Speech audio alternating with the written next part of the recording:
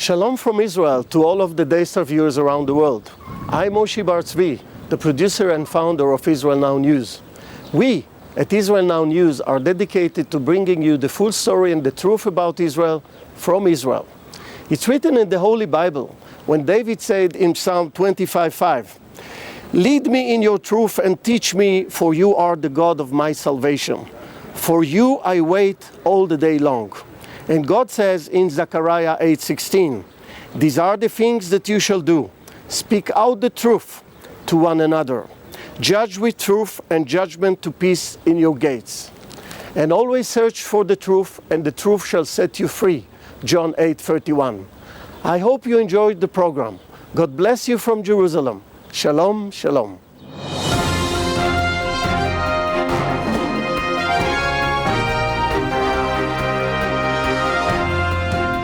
Welcome to Israel Now News. I'm Yochanan El Rom. And I'm Erin Viner. In our top story, Jews observing the Tisha B'Av fast day were accosted by Muslims who rioted on the Temple Mount in Jerusalem last week. Police were forced to evacuate worshippers from the holiest site in Judaism after Arabs hurled rocks and other objects at Jewish worshippers. The 9th day of the month of Av is regarded as the worst day on the Hebrew calendar due to the many tragedies that occurred on this date. Both the first and second temples were destroyed, the latter of which led to the exile of the Jewish people from the land of Israel 2,000 years ago. Other catastrophes include numerous massacres of medieval Jewish communities during the Crusades and the day that the Jews were forced from Spain during the Inquisition. The 6 million Jewish victims of the Holocaust are commemorated because many events, including the Nazi approval of the final solution and deportation from the Warsaw Ghetto, which happened on the 9th of Av. In modern times, many mourn the evacuation of 8,000 Jews who were torn from their homes during Israel's 2005 disengagement from Gaza. Despite the fact that Israel continues to uphold the status quo on the Temple Mount that permits the Muslim Waqf to control the holiest site in Judaism, Arab leaders continue to incite Palestinian violence by spreading fear that Israel will allow Jews and Christians to pray there. Israeli officials are now once again repeating that there are no plans to alter that arrangement in the wake of explosive allegations from Jordan's King Abdullah. In an interview with a local Arabic newspaper, the monarch accused the Jewish state of attempting to violate the sanctity and compromise the Al-Aqsa Mosque. He also threatened that the Hashemite kingdom will combat repeated violations at the holy site. Rumors that Israelis are ascending and defiling the Temple Mount with their prayers are often used to justify Arab terror, and many fear that these inflammatory statements by the Jordanian king will spark further violence. Sheikh Hassan Nasrallah, the leader of the Hezbollah terror group, declared his Islamist militia triumphed over Israel in a divine victory. His comments came during a speech marking 10 years since the end of the Second Lebanon War. The Iranian-backed terrorist fired thousands of missiles into the Jewish homeland during the 34-day conflict, which claimed the lives of 160 Israelis. During this latest diatribe, filmed at a clandestine underground bunker, Nasrallah repeated his longtime threat to again launch a torrent of rockets that he boasted could reach any part of the Jewish state. A delegation of the Black Lives Matter movement just visited Israel in a show of support for Palestinian activism against the Jewish state. Members of the Radical American group participated in Arab demonstrations in Nazareth and other locations. The visit coincided with a BLM movement's release of a 6-point platform that includes spurious claims against Israel, such as libelous allegations that it's perpetrating a genocide against Palestinian Arabs and practices apartheid. The document also demanded that all U.S. aid currently going to Israel instead be used for reparation payments to the victims of American war-making in Iraq and Libya, as well as to African Americans who descended from slaves. Special Envoy to the United Nations, Lori Cardozo-Moore, is insisting that the enemy of the people of Gaza is Hamas and not Israel. She stressed that no church or humanitarian organization should send a single dollar to the territory as long as it is being run by a gang of murderous terrorist bandits. Cardozo-Moore represents the World Council of Independent Christian Churches at the UN. Her statements came just hours after the indictment of an employee of the UN's development program in Gaza for having funneled charity donations to Hamas. This was the second time in a week that members of the terror group were charged with embezzling humanitarian assistance.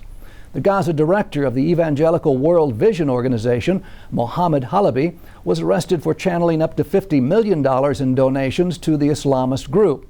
In addition, he's suspected of recruiting a Palestinian official from the Save the Children Foundation to the Hamas military wing, and who's also reportedly linked to the United States Agency for International Development. A bitter campaign is raging between the Palestinian factions ahead of municipal elections slated to be held this October. Hamas is doing its best to garner support by proclaiming its successful rule of Gaza, which it seized from Fatah in a vicious civil war nearly a decade ago. A video produced by the terror group portrays life in the territory as safe, clean, and sparkling, with new developments and beautiful public recreational areas. Happy, grateful Gazans were featured holding up signs reading, "Thanks, Hamas." Well, the Fatah party of Palestinian President Mahmoud Abbas shot back with the release of its own production depicting poverty and devastation, run along the tagline, "Blame Hamas." The most insightful development to note in the Palestinian campaigning is the fact that each of the warring factions is squarely placing blame for the situation in Gaza on one another rather than the Jewish state, as is common practice.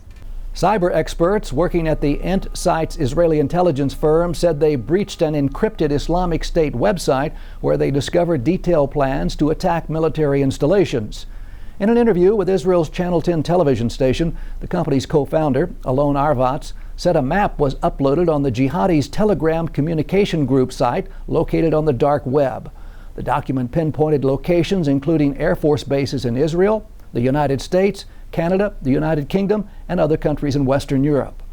Other high-priority targets include compounds in the oil-rich Gulf states of Bahrain and Kuwait, currently being used by American-led coalition forces to strike Islamic State radicals fighting in Syria and Iraq. The Palestinian husband and wife who stopped to administer life-saving aid to an Israeli family injured in a terror attack last month have been outcast from their community and fired from their jobs for having helped the infidel Jews.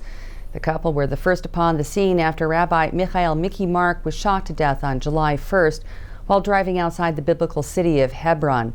The pair worked to extricate Mark's seriously injured wife Chava and two teenage children from the overturned vehicle. Now the Jewish community is reaching out to help the Good Samaritans.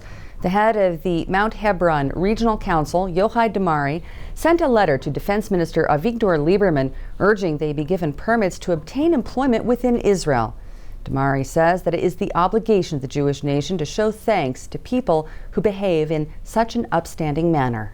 The 47-member Israeli Olympic delegation was subjected to shocking animosity and taunting by Muslim nations during the 2016 Games in Rio de Janeiro. Crowds booed Egyptian judoka Islam El-Shahabi when he refused to shake the hand of his victorious Israeli competitor Or Sasson. Shahabi is said to have quit the sport just hours after his defeat. Israeli Prime Minister Benjamin Netanyahu praised Sasson for showing the beautiful, strong face of the Jewish state in response to adversity. Netanyahu said the incident demonstrates how, despite the development of regional ties, there's still much to be done to counter Arab propaganda against the Jewish people. Fortunately, the hostile environment did not spoil the otherwise successful games for the Israelis. Sasson went on to win the bronze medal just after judoka Yarden Jerby became Israel's first medal winner since the 2008 Olympics by also bringing home the bronze. Israel Defense Forces Chief of Staff Lieutenant General Gadi Eisenkot received an unexpected honor this past week when he was presented with the second highest degree of the Legion of Merit Award by the U.S. Joint Chiefs of Staff Chairman General Joseph Dunford. In a statement that accompanied the citation, it hailed Eisenkot's exceptionally meritorious service as Chief of the Israeli Army, as well as his contribution to the strategic cooperation between the United States and Israel that will have a lasting effect on both countries. The tribute was reportedly an unexpected surprise that came amid the Israeli military leader's working visit to Washington. The Israeli CEO of the international assistance group IsraAid has just been honored as one of this year's recipients of the Muhammad Ali Humanitarian Award. 29-year-old Navon El-Glick is a dual Israeli-Canadian citizen who was selected for his outstanding efforts to provide immediate disaster relief to communities all over the world. IsraAid began its mission by helping survivors of the Rwandan genocide back in the mid-1990s. Its team was the first to arrive in Haiti after the devastating 2010 earthquake.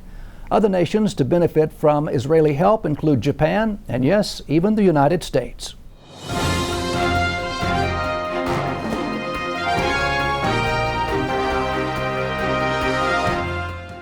Lift up your eyes and look around. All your children gather and come to you. Biblical prophecy is unfolding right before your very eyes. The people of Israel are returning to the Promised Land after 2,000 years of exile. But millions of Jews are still waiting to come home.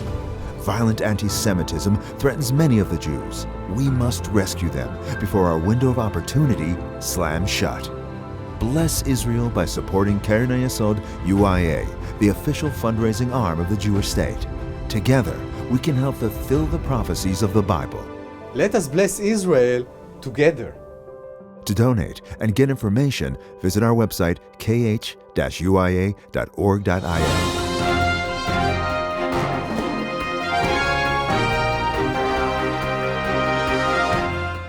That concludes the news portion of our show. Stay tuned for Ask the Source with Josh Reinstein.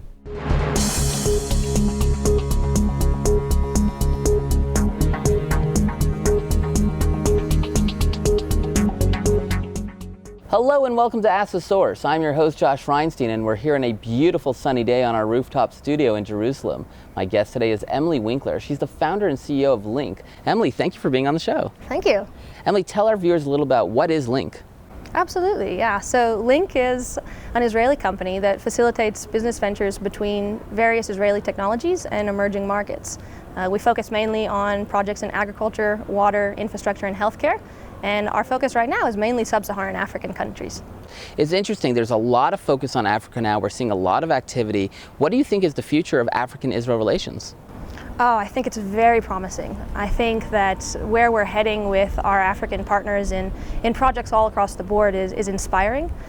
We're seeing a wave of countries that are getting more and more interested in the types of technologies we have coming out of Israel. Israel in the past couple decades has proven to be leaders in various agricultural fields. We're one of the only countries in the world that recycles the majority of our water, 91% to be exact. And we have a lot to give them, and they have a lot of strength to give us back to that relationship as well. Last month, the Prime Minister of Israel, Benjamin Netanyahu, went on an historic four-nation tour in Africa to tighten ties, to talk about political support and business relationships. What kind of effect does that visit have on our relationships with Africa? Oh, it's massive. I think it's a huge statement that Israel is coming back to Africa. It's been a long time since we've had very good public ties with African nations. And the fact that the Prime Minister took this historic trip to Central African countries, it really was a statement to say we are here, we are listening, and we are interested in kindling and strengthening these relationships that we haven't had for the past couple decades. You know, you just got back from Ghana, and you talk about Israel as a light unto the nations. You show through the book of Isaiah to even Christian leaders there about this is all part of the fulfillment of prophecy. Why is that an important aspect of your business? Well, I think that fortunately for myself, as I founded the company a number of years ago, there's, just like most companies in Israel, a deeper part to what we do.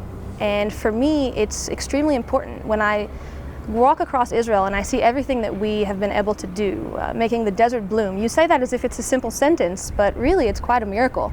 And for me, when you read through the book of Isaiah, it was clear that we have a duty also as the Jews to be a light unto the nations and to not only be selfish and hold for ourselves the gifts that God's given us and the technology that we've been able to create as a nation, but to take that to the ends of the earth and to the various people that are His children as well.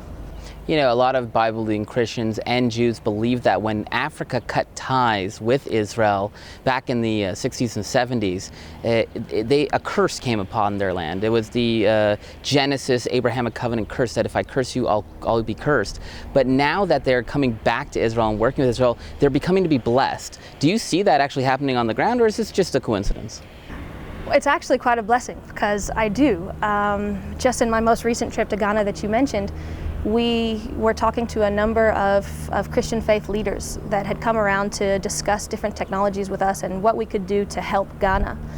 And the way that they presented the situation was very spiritual, and they pretty much said, we are divorcing Baal, the evil god Baal.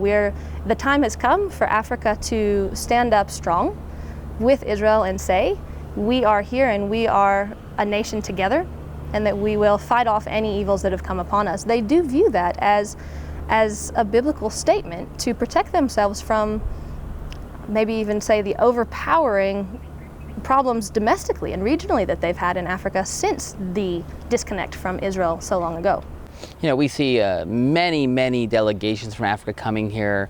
Heads of state almost every week from Africa are coming to meet with the Prime Minister. There's a lot of cooperation, yet that hasn't translated into real support in international organizations. At the UN, we don't get the votes of Africa. Do you think that will change as well with the times? I think it will.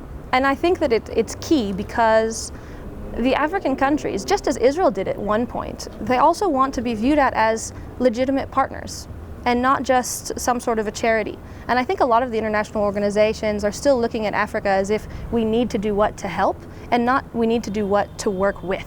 And I think Israel, especially with the Prime Minister's trip, has very much taken that stance. And I think it will be reflected positively amongst the African countries.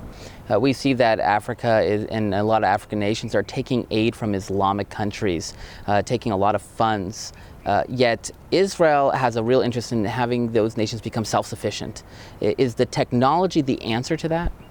I honestly believe so. There's obviously numerous sayings about, it's better to teach than to give. I think that the African people have proved time and time again that they actually are capable. They just need to be given the life skills and the tools to be able to do so. And that's not necessarily an open check, because as we all know and as they know, every check actually has a price that comes with it. Emily, there are literally tens of millions of people watching the show. What message do you have for our viewing audience? I think that the message that I would have for the viewing audience is to stand strong in what you believe in, stand strong with Israel. Together we can do amazing things.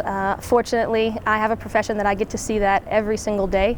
If you'd like to be involved, feel free to contact us. And if you'd like to be involved just in general, there's always a project to be done, and have the right partners when you do it. Thank you, Emily, for being on the show, and thank you for tuning in to Ask the Source. I'm your host, Josh Reinstein. Now back to the studio.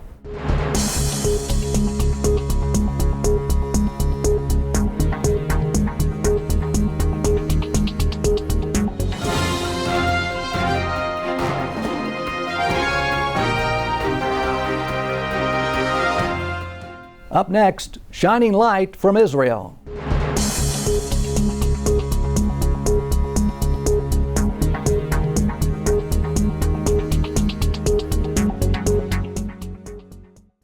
It seems that hardly a day goes by in which the Islamic State, also known as ISIS or ISIL, doesn't appear in a newspaper or on a TV news screen.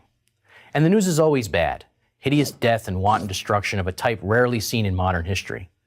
So what is the Islamic State? Where did it come from? What does it want? And why? Let's try to answer these questions in turn. First, ISIS is the illegitimate child of Saddam Hussein's regime and al-Qaeda. Saddam's former military and intelligence officers hold many of ISIS's most senior positions and have overseen the group's rise to prominence. In 2002 and early 2003, some al-Qaeda members relocated from Afghanistan to Iraq, where they prepared to fight the Americans, who toppled Saddam Hussein's regime in March 2003. These jihadists became known as al-Qaeda in Iraq when their leader, Abu Musab al-Zarqawi, swore his allegiance to Osama bin Laden in 2004. Zarqawi, a murderous psychopath, was finally killed by U.S. and Iraqi forces in June 2006. Following his death, al-Qaeda in Iraq was rebranded as the Islamic State of Iraq. In 2010, a new leader took control of the group, Abu Bakr al-Baghdadi. Taking advantage of the power vacuum left by the complete U.S. withdrawal from Iraq in 2011 and the Syrian civil war that began that same year, Baghdadi and his lieutenants greatly expanded the size and scope of the organization.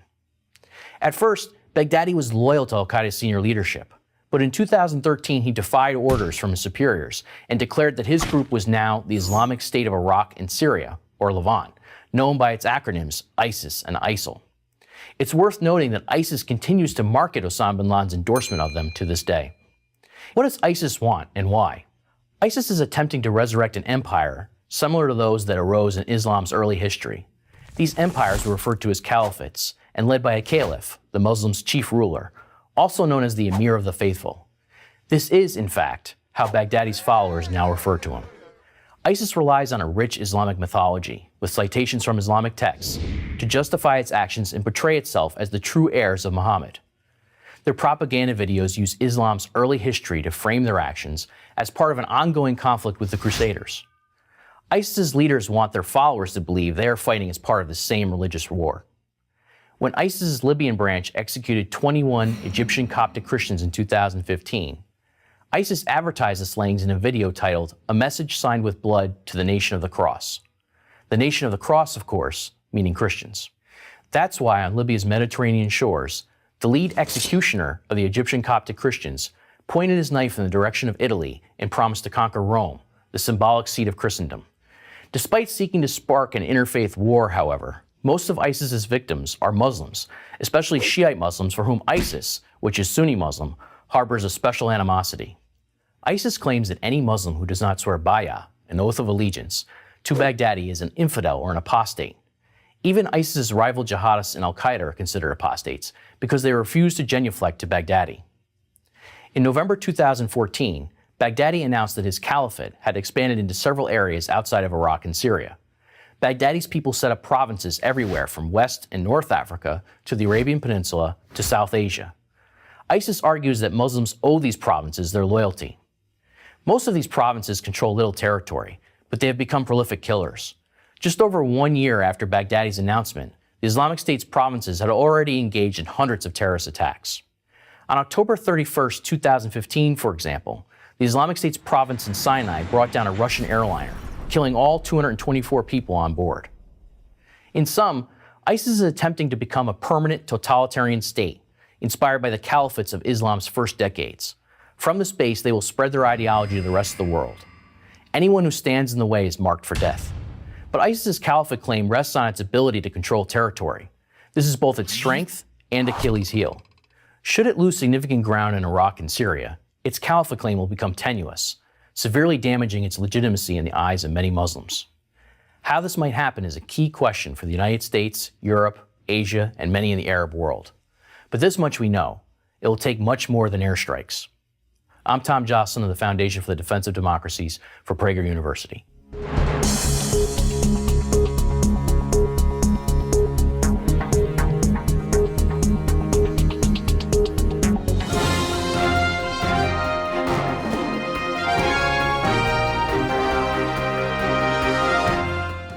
Please stay tuned for the ICEJ report from the International Christian Embassy, Jerusalem.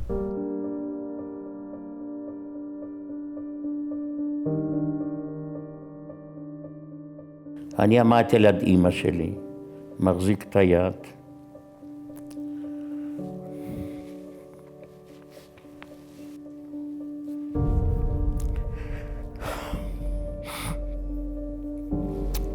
אמא התכופפה עליי, לי ביידיש קוראים מוטל.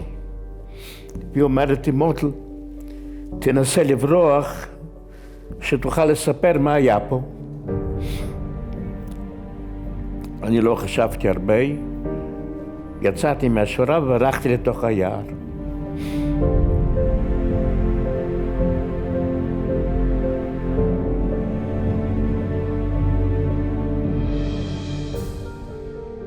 לא יודע מה זה להגיד אמא מגיל 9.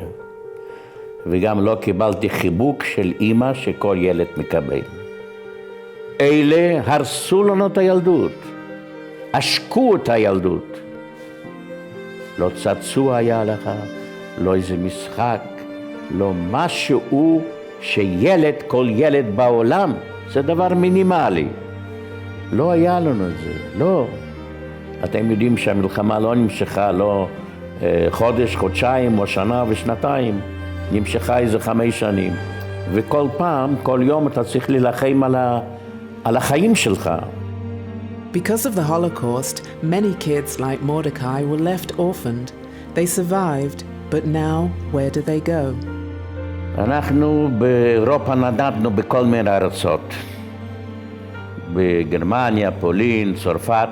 בסוף באנו לצרפת, העלו אותנו לאונייה, תיאודור הרצל, ובאנו לחיפה. בחיפה האנגלים לא נתנו לרדת, לקחו אותנו לקפריסין. בקפריסין היינו 8 חודשים, ומעלת הנוער הוציאו אותנו, הביאו אותנו לכל מיני קיבוצים, פיזרו אותה, כי אנחנו כולנו יתומים, אין הורים, אין איפה להיות, לקחו לקיבוצים. בקיבוץ עבדתי על טרקטורים.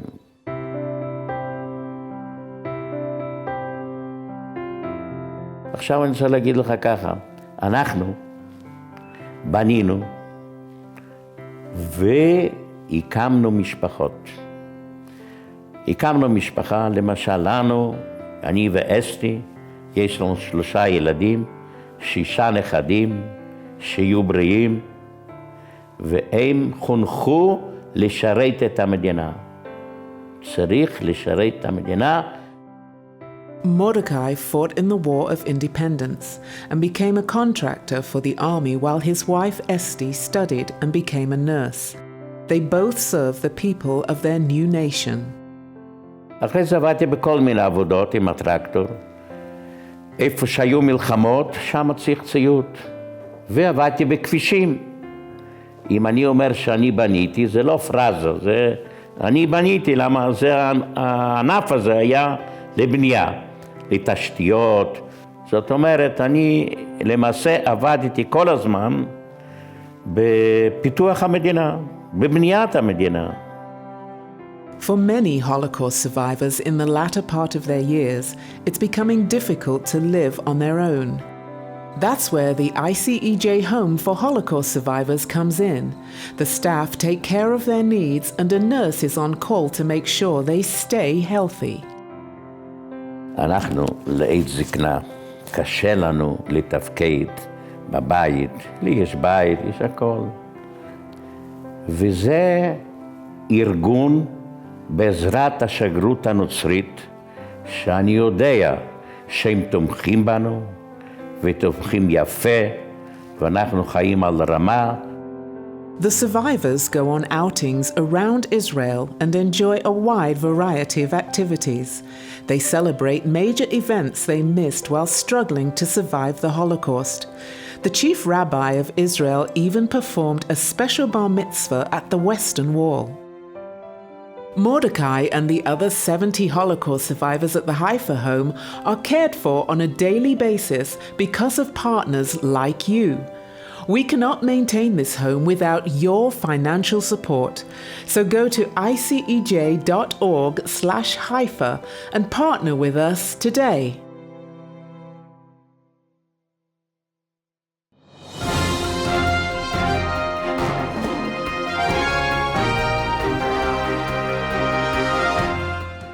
That's all for this edition of Israel Now News. I'm Yochanan El-Rom. And I'm Erin Viner reporting from our studio in Jerusalem. Please join us again next week for all of your Israel updates.